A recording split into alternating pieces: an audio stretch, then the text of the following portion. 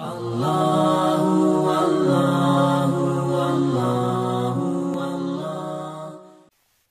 بقرہ کے 20ویں رکوع کا آغاز ہے اور یہ دوسرے پارے کا چوتھا رکوع ہے۔ اللہ رب العالمین نے ارشاد فرمایا، ان فی خلق السماوات والارض، بے شک آسمان و زمین کی پیدائش میں، واختلاف اللیل والنہار، اور رات و دن کے آنے جانے میں،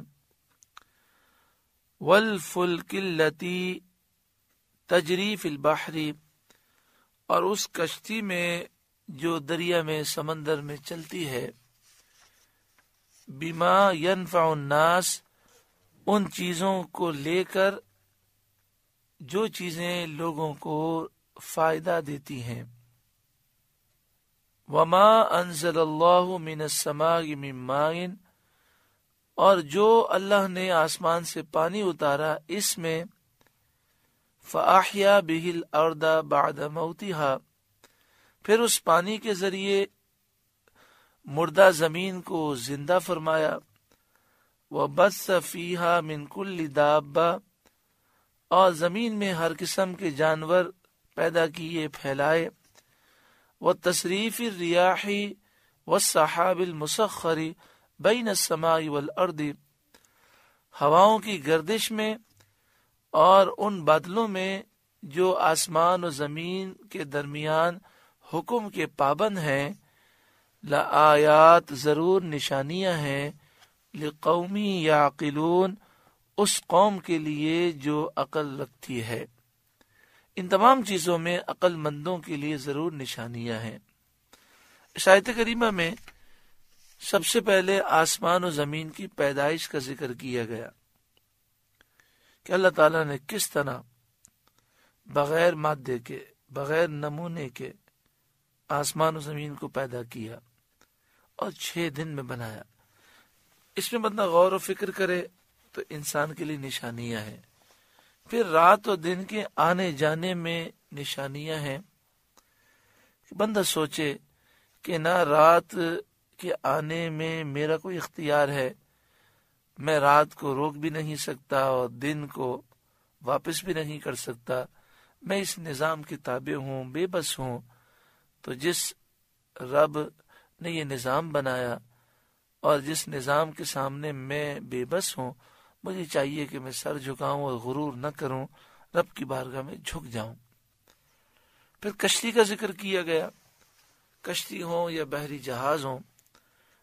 آج کل اتنے بڑے بڑے بحری جہاز ہوتے ہیں کہ جن میں ٹنوں سامان لادا جا سکتا ہے، ہزاروں لوگ سوار ہو سکتے ہیں، بلکہ بعض تو ایسے بڑے بڑے بحری جہاز ہیں کہ جب آپ اس میں داخل ہوں تو آپ کو محسوس یہ ہوتا ہے کہ جیسے کسی کالونی میں یا کسی محلے میں یا کسی بڑے علاقے میں داخل ہو گئے ہیں۔ اتنی بڑی اس کی رینج ہوتی ہے، اتنا وہ پھیلا ہوا ہوتا ہے۔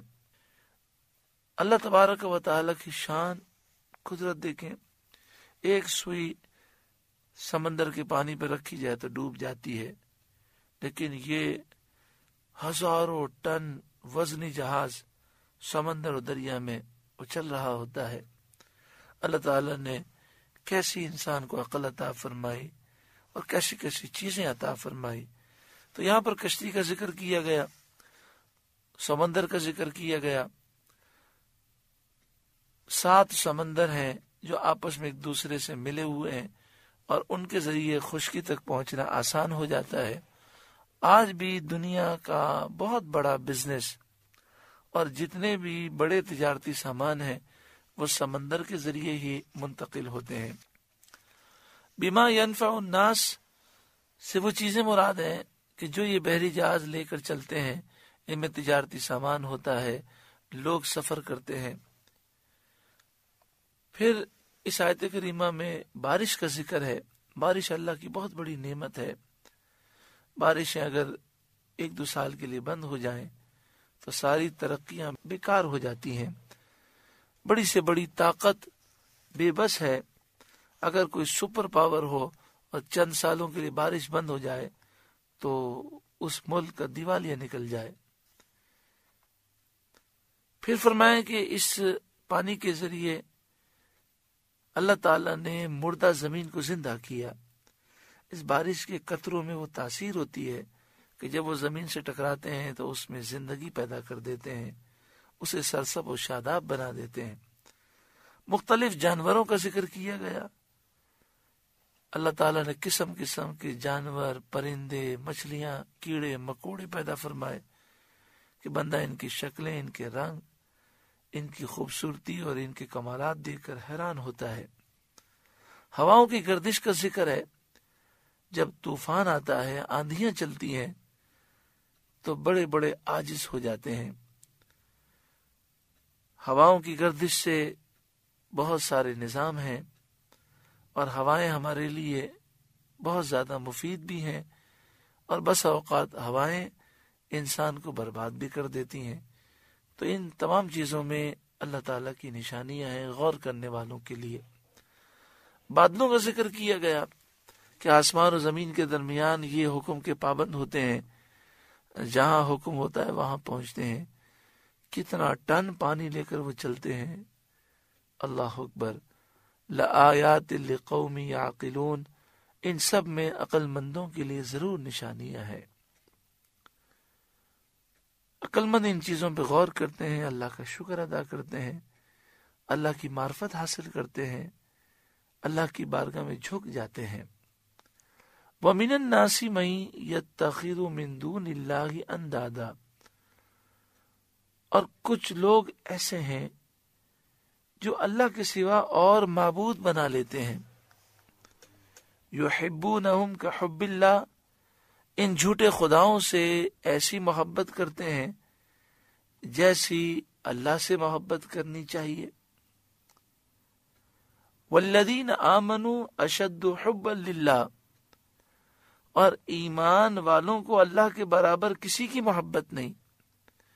ایمان والے سب سے زیادہ اللہ سے پیار کرتے ہیں، اور اللہ والوں سے جو محبت ہے وہ بھی اللہ کی وجہ سے ہے کہ وہ اللہ والے ہیں، انہیں اللہ کا قرب نصیب ہے، اس لیے ان سے محبت ہے. اللہ تعالیٰ کے محبوب اعظم، خلیفہ اعظم، سرکار دو عالم صلی اللہ علیہ وآلہ وسلم ہیں، اور صحابہ کرام حضور کے غلام ہیں. صدیق اکبر سے پیار ہے اس لیے کہ یہ رسول اللہ کے غلام ہیں. فاروق اعظم سے پیار ہے اس لیے کہ ہمارے آقا و مولا کے غلام ہیں.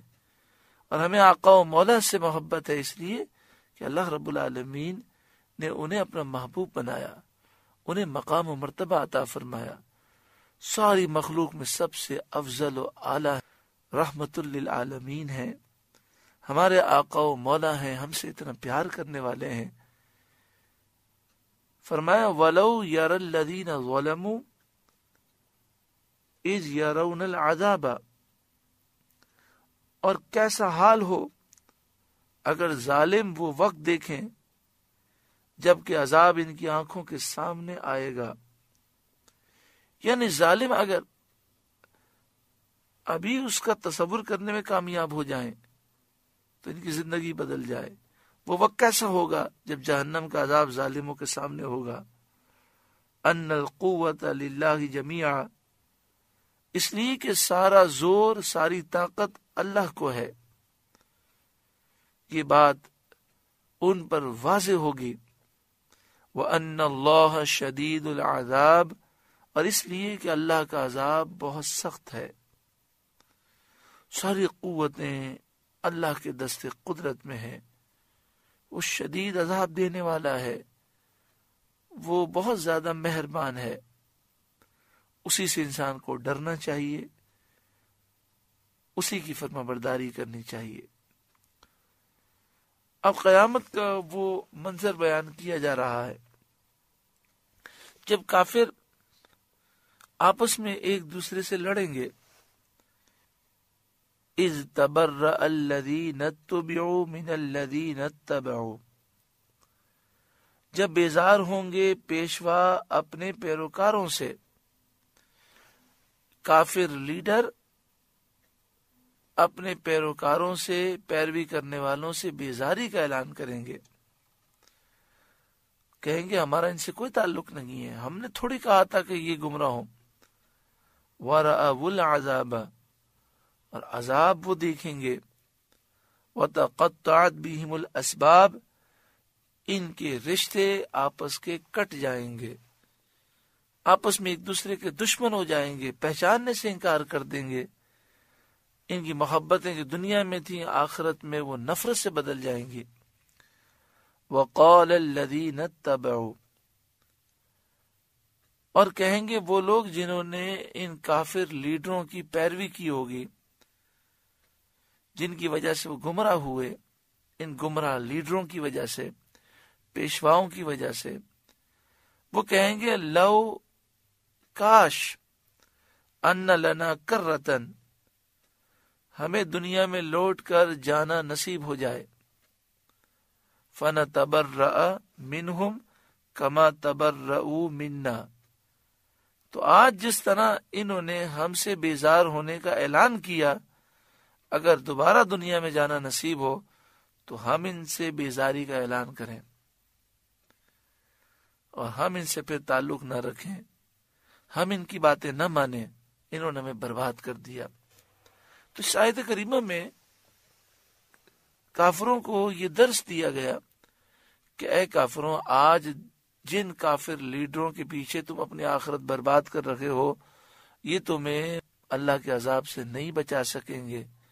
اس وقت تمہیں افسوس ہوگا اور تم کہو گے کہ کاش دنیا میں واپس جائیں اور ان سے ہم لا تعلقی کا اعلان کریں، لیکن دنیا میں واپس جانا نصیب نہ ہوگا، لہٰذا ابھی آنکھیں کھولو اور ان کی خاطر اللہ کو ناراض نہ کرو، ان سے اپنا تعلق توڑو اور اللہ کے حضور جھک جاؤ۔ آج دیکھیں کتنے لوگ ایسے ہیں جو کافروں کو خوش کرنے کے لیے، یہود و نصارہ کو خوش کرنے کے لیے نبی اکرم صلی اللہ علیہ وآلہ وسلم کی گستاخی کرتے ہیں، مسلمانوں کو نقصان پہنچاتے ہیں، بم دھماکے کرتے ہیں، اسلامی ملک کو کمزور کرتے ہیں۔ اللہ تبارک و تعالی ایسے شریروں کے شر سے ہر مسلمان کو محفوظ فرمائے۔ فرمایا کذالک، اسی طرح، یریہم اللہ اعمالہم، اللہ ان کے کام انہیں دکھائے گا، حسرات علیہم، ان پر حسرتیں ہو کر، اللہ تعالیٰ ان کے برے اعمال ان کے سامنے کر دے گا، تو انہیں بہت زیادہ حسرت ہوگی کہ انہوں نے یہ کام کیوں کیے تھے۔ اسی طرح روایت میں یہ ہے کہ جنت کے مقامات دکھا کر ان سے کہا جائے گا کہ اگر تم اللہ تعالیٰ کی فرمانبرداری کرتے تو یہ مکانات، یہ محلات تمہارے تھے۔ پھر وہ مکانات، وہ محلات مومنین کو دے دیے جائیں گے، اس پر انہیں حسرت و ندامت ہوگی۔ یہ بڑی اہم بات ہے کہ اللہ تبارک و تعالی نے ہر شخص کے لیے جنت میں محل تعمیر فرمایا، ہر شخص کے لیے، چاہے مومن ہو چاہے کافر۔ لیکن جب کوئی شخص کفر اختیار کرتا ہے اور وہ جہنم میں جاتا ہے تو جنت میں جو مکانات اس کے نام تھے یہ مومنوں میں تقسیم کر دیے جائیں گے، اور اسی طرح جہنم میں بھی اللہ تبارک و تعالی نے تمام انسانوں کے لیے جگہ مخصوص فرمائی، لیکن مومنین جہنم میں جانے سے محفوظ رہیں گے جن پر کرم ہوگا، تو وہ جگہیں کافروں میں تقسیم کر دی جائیں گی، اور کافروں کو جب یہ تقسیم ہوگی تو عذاب میں مزید اضافہ ہو جائے گا۔